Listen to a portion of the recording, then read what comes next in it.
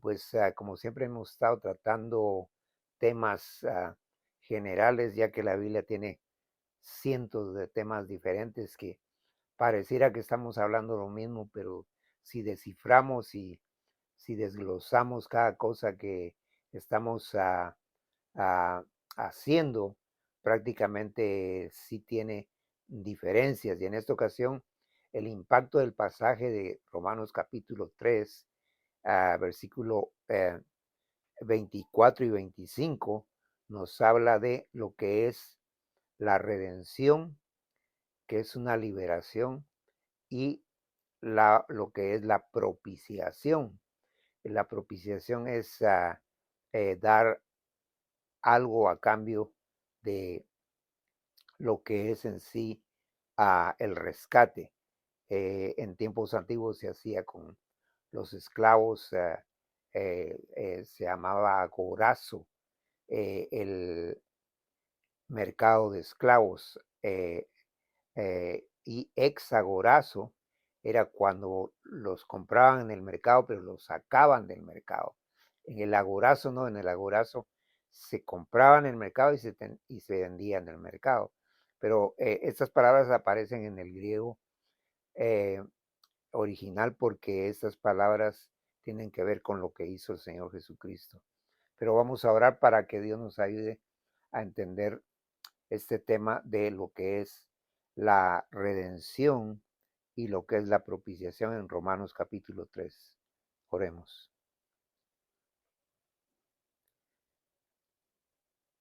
Señor amado, te damos gracias y te pedimos que nos ayudes a poder estar siempre haciendo lo que tú quieres hasta el último momento de nuestros días para que podamos de alguna manera hacer tu voluntad. Sabemos que nosotros somos los que somos beneficiados porque ninguno de nosotros es indispensable para servirte, pero tú nos das el beneficio y el favor de ayudar en tu obra, que es maravillosa, a través de tu palabra por siempre.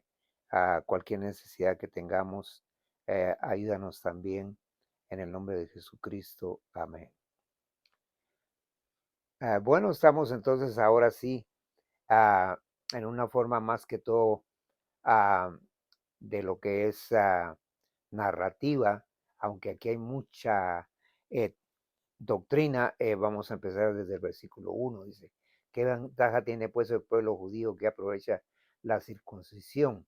Entonces aquí está hablando de los judíos creyentes en Cristo y de los ah, gentiles, o sea, de las otras naciones.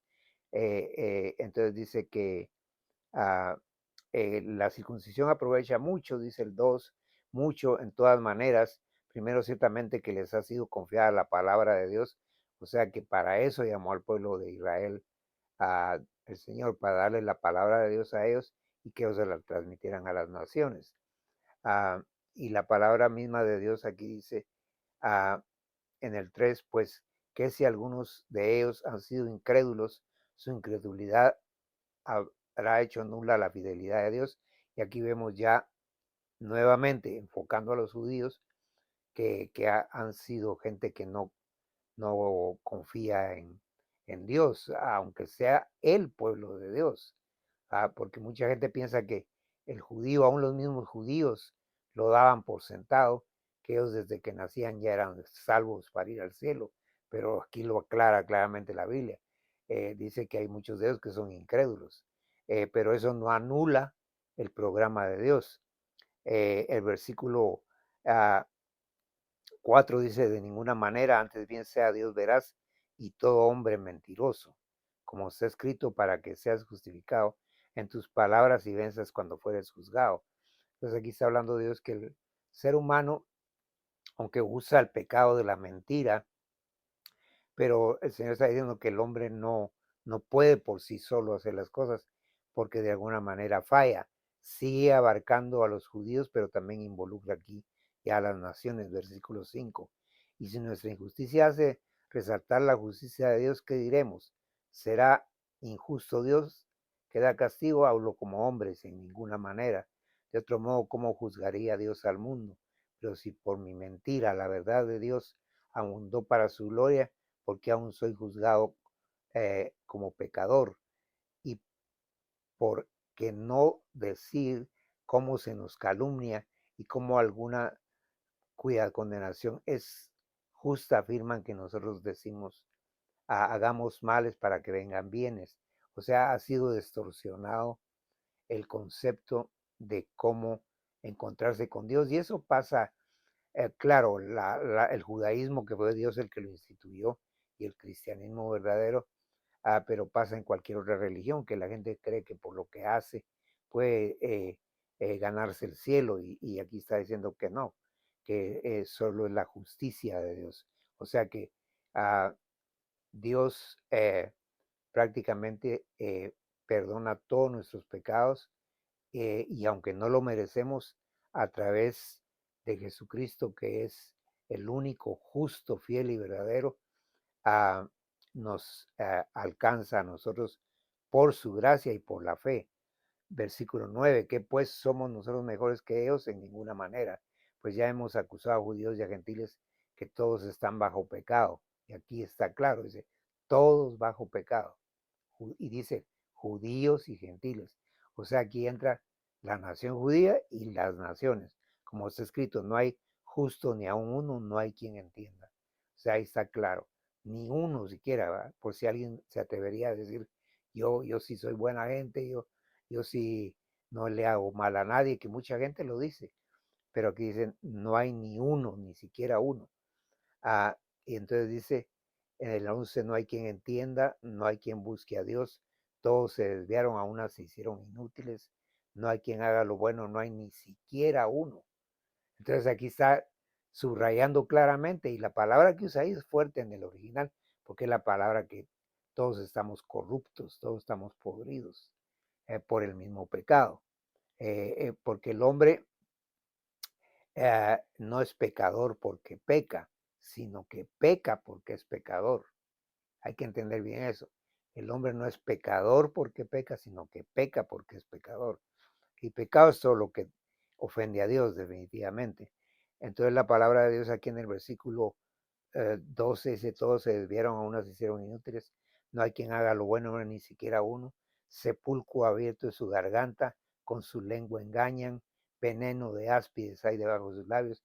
Y aquí está calificando a las acciones del pecado, que mienten, que dicen uh, calumnias contra otras personas, que hablan mal de otra gente, y menciona la víbora que se llama áspid, que esa se da en los desiertos de allá del oriente, que son de las más venenosas que hay.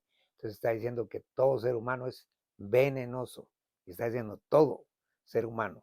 Entonces dice la palabra de Dios aquí, eh, siguiendo, subrayando los conceptos de las acciones del hacer mal, del pecado. Dice, su boca está llena de maldición y de amargura, y ahí nos damos cuenta de que en realidad maldicen mucho. Ma- mal, maldecir es decir mal. ¿Va? Ahí la misma palabra le dice, maldecir, maldicen, y hay amargura, no están conforme con nada, y casi siempre a la hora de que tienen problemas de cualquier índole, le echan la culpa a Dios. ¿Va? Dice el versículo siguiente, que es el 16, quebranto y desventura hay en sus caminos, y aquí dice que el destino del ser humano es completamente desastroso, ya sea que le vaya bien o que no le vaya bien, pero tarde o temprano caen en estados bastante delicados, ya sea por enfermedad, por un accidente, por lo que sea, y no conocieron camino de paz. O sea, la paz verdadera no se conoce. Hay tratados de paz entre un país con otro, pero eso es nada más por el aspecto de tipo exterior. Interiormente no hay paz. Obviamente aquí está presentando al ser humano en general, judíos y de las otras naciones, que no tienen a Dios. Les dice el versículo 18, no hay temor de Dios delante de sus ojos. y aquí lo que está haciendo es que no se respeta a Dios, no se respeta a Dios, porque la palabra temor ahí es falta de respeto. Y eso no es solamente en aspectos en público, porque hay gente que públicamente aparenten que son grandes religiosos, pero aquí está hablando de que solamente la persona, aunque esté sin nadie a la par, o con un grupo de personas, o como sea, siempre no tienen respeto a Dios. 19, pero sabemos que todo lo que la ley dice, lo dice a los que están bajo la ley para que toda boca se cierre y todo el mundo quede bajo el juicio de Dios, ya que por las obras de la ley ningún ser humano será justificado delante de él, porque por medio de la ley es el conocimiento del pecado. Y aquí está claro, no es por cumplir mandamientos que uno se salva. La ley que Dios puso, los 613 mandamientos, donde está el decálogo, que son los 10 mandamientos dentro de ellos mismos, era para señalar el mal, pero no para sanarlo. O sea que la ley no lo sana a uno, más bien lo condena, porque la ley es, dice la Biblia que la ley es pura, perfecta, y sin arruga, entonces, y nosotros somos impuros, imperfectos y tenemos muchos problemas. Entonces dice aquí ya el otro lado de la moneda, la justicia es por medio de la fe. O sea que somos declarados justos ante Dios solo por la fe.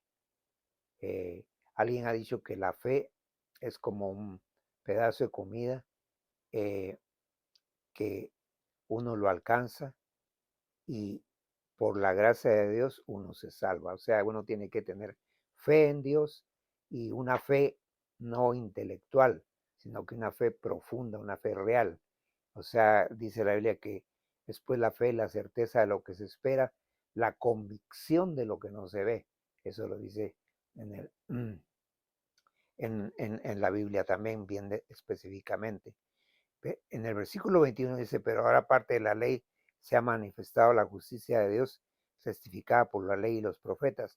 Aquí se refiere a Jesucristo, ya que todo lo que eran los sacrificios del Antiguo Testamento, los holocaustos de los animales que mataban para sacrificar en la religión judía, que fue la que Dios instituyó, cualquier cosa que ahí se hacía señalaban a Cristo no solamente en lo que él iba a hacer en la cruz, sino que también en el carácter de él, en la manera de proceder, en la manera de visualizar las cosas y de actuar. Y entonces el versículo 22 dice, la justicia de Dios por medio de la fe en Jesucristo, ahí está claro. La fe tiene que ser en Jesucristo, en nadie más. Dice la Biblia que no hay otro nombre debajo del cielo dado a los hombres por medio del cual podamos ser salvos. Eso lo dice el libro de los Hechos. O sea que no podemos llegar a Dios por medio de confiar en lo que me dijo mi abuelo, o en la religión que yo tengo, o en los dioses que ellos han adorado, o lo que sea. En el único es en Jesucristo, y es Jesucristo vivo, no un Jesucristo que está en una cruz clavado, porque Jesucristo, es cierto, él ah, ah, tuvo su pasión, muerte y resurrección, o sea, queremos en un Cristo vivo. El versículo 23 dice, por cuanto todos pecaron y están destituidos de la gloria de Dios. O sea, dice claramente que todos, sin excepción alguna. Y destituido quiere decir que no tienen ninguna manera de poder entrar al cielo, completamente fuera del plan de Dios. Versículo 24 dice, siendo justificados gratuitamente, y ahí está, somos declarados justos ante Dios, que ya no le debemos nada a Dios en una forma gratis, que es por la gracia, sin merecerlo. Somos justificados gratuitamente por Jesucristo. Y dice aquí, por su gracia mediante la redención que es en Cristo Jesús. Y aquí habla la palabra redención, o sea que nos libera de cualquier pecado, ya sea eh, hecho en una forma consciente o inconscientemente, porque uno peca de todas maneras. De cualquier manera, nosotros somos alcanzados por la gracia de Dios si tenemos fe. Y entonces Él nos libera. Esa es la redención. Somos liberados completamente. Ya no nos puede alcanzar nada ni nadie. Y aunque uno falle en el camino que le resta de vida, sea corto, sea largo, uno ya está seguro en las manos de Dios y nadie lo puede apartar de Él. Por eso dice la Biblia, mis ovejas oyen mi voz y me siguen y nadie las apartará de mí. Eso lo dice en San Juan capítulo 10. Y aquí nuevamente ya al final, en el 25, dice, a quien Dios puso como propiciación por medio de la fe en su sangre. O sea que aquí dice la otra palabra, propiciación. O sea que Dios mismo, el mismo Jesucristo, fue la propiciación. O sea que Él se dio por nosotros para pagar la deuda impagable que nosotros teníamos del pecado. Y es por su gracia, por medio de la fe en su sangre. Y aquí la sangre no se está refiriendo al líquido eh, vital que el ser humano tiene, sino que se está refiriendo a la muerte. Cuando la Biblia habla de la sangre de Cristo, se refiere a la muerte de Cristo, porque la muerte de Cristo es la que paga lo impagable de nuestros pecados. Y dice en el 25, siempre para manifestar su justicia a causa de haber pasado por alto en su paciencia los pecados pasados. Entonces aquí está la palabra eh, Pascua, que Pascua quiere decir pasar por alto, pero también ahí mismo en las versiones originales aparece lo que es el Yom Kippur, o sea, lo que es el día de expiación, porque el día de expiación era precisamente para perdonar todos los pecados una vez al año, que era prácticamente algo que Dios requería y que se cumplió en la cruz cuando Él dio su vida por nuestros pecados. Porque todo, como volvimos a decir anteriormente, todo lo que implica a lo que Dios le pidió a los judíos que hicieran, sacrificios, holocaustos, ofrendas, todo señalaba a Cristo. Por eso es que la Biblia es un libro cristocéntrico. Obviamente, ahí se involucra al Padre y el Espíritu Santo, porque las tres personas divinas siempre están trabajando en todo lo que se hace en relación a la obra de Dios a favor del ser humano, pero también en todo lo que se refiere a la misma creación que Dios hizo, a todas las tres personas siempre están y siempre lo estarán eternamente porque los tres son eternos. Y al final dice la palabra de Dios aquí, con la mira eh, de manifestar en este tiempo su justicia, a fin de que Él sea el justo y el que justifica al que es de la fe de Jesús otra vez.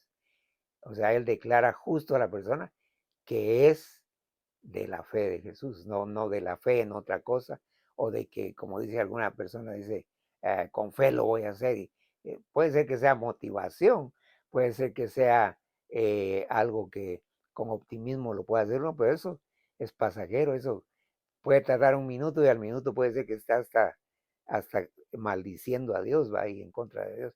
Entonces, el ser humano no puede hacer absolutamente nada, nada en relación a la vida eterna, ni mucho menos en relación a la vida física, porque la vida física es Dios el que nos la da también. La vida física, Dios ya tiene determinado cuándo venimos y cuándo nos vamos. Y mucha gente dice, usted ya está grande, se va a morir, pero a veces se van bebés y se van jóvenes y se van cantidades. Entonces no es cuestión de edad esto, es cuestión de que Dios a cada quien le tiene ya preparada una vida, un destino. Y la palabra de Dios dice en el versículo 27, ¿dónde pues está la jactancia? O sea que nadie se puede jactar de decir, no, yo sí puedo hacerlo porque no soy igual que fulano, porque siempre se comparan. Queda excluida, dice, ¿por cuál ley? ¿Por la de las obras? Dice, es una pregunta retórica.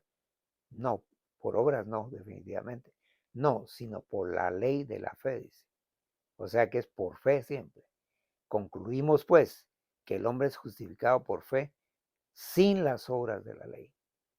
O sea que ahí está claro, que nosotros no podemos alcanzar nada.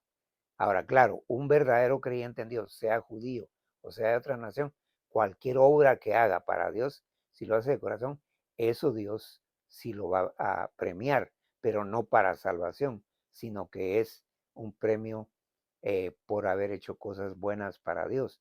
O sea que no anula las cosas buenas que uno haga siempre y cuando ya sea creyente en Dios, verdadero creyente. Entonces dice al final, porque a los dos grupos ha juntado aquí, tanto a los judíos como a las naciones, eh, dice, ¿es Dios solamente Dios de los judíos? No, es también Dios de los gentiles, ciertamente también de los gentiles. Entonces dice, no solo los judíos tienen a Dios, todas las naciones, pero obviamente el que lo acepta como Salvador personal y le dice, perdóname mis pecados, te acepto como mi Salvador personal, a ti Jesucristo, y Él entra y nos perdona para siempre. Y por medio, porque Dios es uno y Él justificará por la fe a los de la circuncisión, que son los judíos. Acordémonos que la circuncisión era una señal del pacto que Dios hizo con Israel, y por medio de la fe a los de la incircuncisión, que somos nosotros, que nosotros no estamos por un pacto hecho con una nación, nosotros estamos sin condiciones. En cambio, el pueblo de Israel sí está con condiciones, aunque se salvan por fe también. Luego, por la fe invalidamos la ley en ninguna manera, sino que confirmamos la ley. Entonces ahí dicen, sí, la ley sigue, pero la ley sigue señalando el pecado. La ley sigue señalando lo malo, pero no lo puede sanar. El único que puede sanar nuestra vida espiritual y aún nuestra vida física también, si Él quiere, ya sea usando medios o por milagro, es el Señor.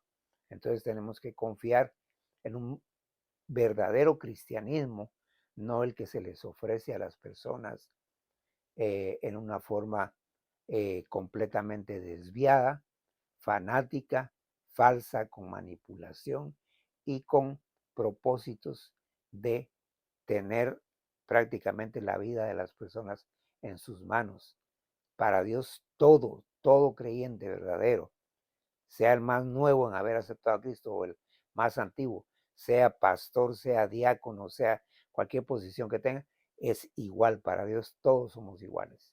Lo único que obviamente Dios ha hecho eh, un organismo que es la iglesia, pero ha hecho de la iglesia una organización que es diferente, organismo a organización. Porque organismo, por ejemplo, nosotros tenemos como organismo el cuerpo humano. El cuerpo humano es un organismo que tiene cabeza, tronco y extremidades y todas las funciones que tienen nuestros miembros vitales. Pero una organización ya es ordenar y adecuar las cosas debidamente y en su lugar. Que Dios nos ayude a entender estas cosas, que es prácticamente lo que se habla en ese Romanos capítulo 3, es la base para la vida eterna. Vamos a orar, que Dios les bendiga y nuevamente estamos deseándoles lo mejor y ah, saludamos a la iglesia Emanuel, a todas las personas que nos están sintonizando y aún a los que son nuevos en ah, ver estos programas que nosotros tratamos de exponer, pero no de imponer. ¿Va? Entonces es importante que entendamos eso. Entonces no le imponemos nada a nadie que quiera seguir creyendo lo que quiera que lo haga, pero sí exponemos lo que Dios dice en su palabra. Oremos. Mi Señor amado, gracias por tu amor, por tu bondad tan infinita, y te estamos suplicando que nos ayudes en el resto de la vida que nos quede y que podamos de alguna manera hacer obras para tu agrado, no para salvarnos, sino por darte las gracias por todo lo que has hecho, que nunca te podemos pagar nada de lo que has hecho con nosotros. En el nombre de Jesucristo, amén.